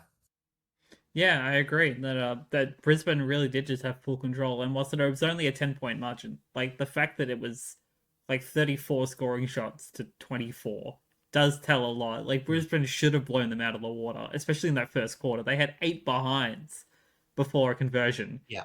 That's astounding, and that the fact that they just Yeah. had so much midfield dominance and so many inside 50s, and just couldn't keep it accurate. Yeah, no, as I said, it was so weird because, as I said, it was like, and it was funny, like hearing Fagan said that was the best season that his coach for Brisbane. Like, it's technically true, but it's so hard to like cognitively take that in after such an effort. But as I said, everything apart from that was just, pretty dominant. Yeah, it's on one hand, the inaccuracy is not a good look for their forward line, but just in terms of an overall performance, Brisbane were fantastic. Like they were, Yeah. they proved why they are the reigning champion, why they are defending their title right now, why they are back in top 4, because again last season they won from outside the top 4 from memory, and in Hawthorn's side of things, like where was champion Jack Gunston? Where was the 7-goal haul that they kicked last week? Like, I won't be blaming this game on Johnston, but no, I'm not. A bit But of a harder link up. Like Brisbane's defense, like really shut him down very well and managed to just pretty much disrupt their entire backline, like their entire forward line movement, which is very impressive. And again, Brisbane's adaptability as well is second to none. Honestly, it's them and Geelong that I think have some of the best adaptability in the league. Freo probably a third on that. Throws them like normally set game plan beforehand, whereas as said, these teams that you say have a bit more veterancy tend to adapt a bit better. Absolutely. All right, let's jump over to the individuals for this game. I'm going to be back as the school. No, go for it. Go for it. I'm going to start with Hugh McCluggage as my first individual. He was monstrous in the midfield, kicking 2-2 from 32 disposals, 13 contested possessions, 7 marks with 3 of them inside 50, 5 inside 50s overall, 3 clearances, 11 score involvements, 4 tackles, 20 pressure acts, and 457 metres gained. Dane Zorko in his 300th game was excellent with transition, finishing with 22 touches, 18 of them effective, equating to 81.8% efficiency, 5 intercepts, 4 marks, 6 score involvements, and 596 metres gained. Darcy Ford contended well with Lloyd Meek in the ruck and also around the ground, getting 40 hitouts, 11 to advantage, and 12 disposals, 7 contested possessions, 2 clearances are behind, 7 score involvements, 5 tackles, 17 pressure acts, 5 1%ers, and 5 spoils. CJ, Giath, of course, was solid moving through defense for Hawthorn, collecting 13 touches, 11 of them effective, equating to 84.6% efficiency, 7 contested possessions, 4 inside 50s, 5 clearances, 4 goal assists, 6 score involvements, 5 tackles, 16 pressure acts, and 2 1%ers. And Kyle Amon was best of field for Hawthorn overall, finishing with 34 touches, 25 of them effective, equating to 73.5% efficiency, 10 contested possessions, 8 intercepts, 6 inside 50s, 2 clearances are behind, 6 score involvements, 13 pressure acts, 10 ground ball gets, and 956 meters gained. On the MRO side of things, Darcy Wilmot was fined $1,000 for staging, and besides the rescheduled round from opening round, that wraps up the 2025 home and away season. We will be looking at the ladder once Sarah comes back from his bathroom break. But just kind of my thoughts is that what a weird season. No one is going back to right at the start of the season. No one was expecting Richmond to win any games because we're basically rebuilding from scratch. We finished with 5. I'm very happy with that. We will talk more about that sort of stuff in the off season, of course. Teams like West Coast, it sucks that they were still disappointing. But we can see signs of minimal improvement. Again, they've got a brand new coach and a brand new system that they'll be continuing to work through. North Melbourne, the second half of the season has looked really, really good for them, and hopefully it's something they can continue to build upon going into 2026. Essendon, riddled with injuries, so I completely understand why they are in the position that they are in. Same with Richmond of last year. St Kilda have shown some positive signs, have shown some solid growth and improvement. Obviously, they just re-signed Naz. TDK is supposedly coming over to them, so they've definitely got some good things to look forward to going into the off season in 2026. But overall, this crazy ride of a season is about to be capped off by an insane final series. Yeah, exactly. And I was trying to do what Gold Coast are trying to prevent to do, and that's not crap themselves at the end. So sorry about that, but No, you're good. yeah, as I said, it's just so interesting. Even though the top 9, top 10, maybe, well, top 9 teams were pretty set. For a long time, it was just so weird how dominant some of these teams could be looking, whilst the bottom half of the ladder weren't terrible. You know what I mean? It was just they weren't. Apart from West Coast, every team showed positive signs somewhere, even West Coast. But their positive signs were few and far between.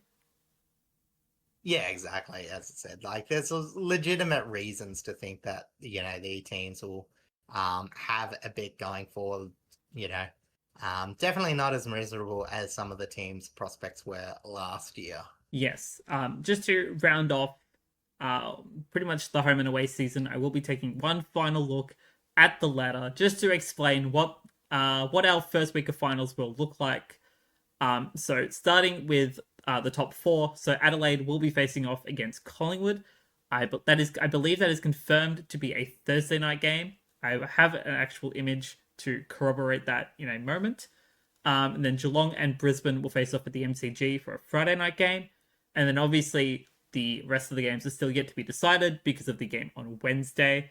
But essentially, the Giants will either be facing the Western Bulldogs, Hawthorn, or the Gold Coast Suns, depending on if the Suns score 30 or more points in this game against the Bombers. They will jump Hawthorn in that case, and Hawthorn will drop to 8th. And on Fremantle's side of things, they will get to host a home final at Optus, either against Hawthorn or the Gold Coast Suns. So essentially, what it comes down to is for the Suns, win, and you knock the Bulldogs out, and you're playing finals. Lose, the top 8 sits as it is, and we go into week 1 of finals with a home game for the Crows, Geelong, the Giants, and Fremantle. And as I said, there was actually slight movement outside the top 8, with Carlton actually jumping St Kilda with their win. So there's a little bit of a positive point there. I guess. I don't think Carlton had their first round pick. Hey, they do. I Anyway, actually don't. I don't know. All I know is that Richmond have picks here's 2 a and 3 that'll likely get dropped down to yeah, 3 and 4 due to father son stuff. But yeah. yeah. We'll talk about that a bit more. But I said a lot of teams don't have their first round pick this year. It's everyone sort of sold them off, thinking Tasmania were going to come in, and they may or may not. I don't know. But yeah, as I said, I yeah, mean, we'll see what realistically, happens. Come again, night. we will talk about that, but realistically, just for Richmond's sake, I don't really think we need much in the draft this year. Although we might try and exchange our picks just to broaden them out, and maybe give us a couple more options, or we might probably look more in the trade period for Mm. pickups. But enough about that. We'll talk about that later down the line. The last thing is just these week 1 qualifying finals have been officially confirmed, which is why I knew which days these games would be playing. So a 7:10 game on the 4th of September, Thursday night, between the Crows and the Pies, and 7:40 game at the MCG, Friday the 5th of September, again with Geelong and the Brisbane Lions. So we're set for a pretty massive first week already. Mm. And obviously, the two games will be announced as soon as Wednesday has completed. Yes, pretty much. Well, pretty much Yeah, people will know when, like, what matchups they will be. I think times will be officially decided like the Thursday morning, something like that. Um, but pretty fast, but yeah, they'll probably just wait till the next day. yeah, and then obviously when tickets go on sale and things like that for the public. But yes, that will wrap everything up for this week's episode. Next week we will cover a bunch of stuff that we didn't do this week. So we'll cover retirements. I will mention the round 24 Rising Star because that has not been announced as of yet. I assume they are waiting for this final game. Obviously, we'll preview the week 1 of finals properly. We'll also do a bit of a recap, taking a look at the AFLW and see where they're currently at. This week is actually their Dreamtime games. The Richmond women's team is flying up to Darwin to play the Bombers up there, which is very exciting for them. We will also cover our early season predictions and what we got wrong. I did mention this, I think, at the start of the episode, but we have a bunch of stuff that we plan on going back through and just seeing what we got right, seeing what we got wrong, and all the other stuff in between. If the All Australian is announced, we will cover that as well. Mark of the Year, Goal of the Year, if those are announced, we'll cover that as well, because why not? Obviously, Jeremy Cameron already has the Coleman, so he's a guaranteed spot in the All Australian anyway. So we know at least one person. That's good. But everyone else, Yeah, everyone else is still up in the air. So we're looking forward to seeing what the AFL actually decides. Also, but if the All Australian isn't announced, we will do our own All Australians and compare them to each other, and then we'll compare that to the actual All Australian when that is officially announced. If it's not announced by next week. yeah. Well, I've pretty much done mine, so I still need to do mine, but I have a rough idea of who's in it. So yeah, exactly. all right. So that will actually do us for this week's episode. Thank you all so much for coming to hang out with us this week. Thank you for listening on YouTube and Spotify. Please be sure to like and subscribe if you have enjoyed this content. Leave a comment if there's anything you want us to specifically look at, whether it's a statistic or a story or something like that. We definitely would love some more stuff to do as the off season comes along. But until then, are you up to much this week? Not really. I can't remember. It's just like I'm just trying to be well, you know what I mean? Yeah, It's that's like, oh, understandable. I've got to do stuff after that. But yeah, I'll stuff, I guess. I'm actually up to a fair bit. This is a short week for me, but I can't say publicly why. It is hush hush for the time being. All will be revealed. I'll tell you in private, but I won't. I can't reveal it publicly as of yet. Okay. But yes, thank you also so much for coming to watch and listen to episode 73, and stay tuned next week for episode 74, where we'll do all of the stuff that I have just said. So until then, take care.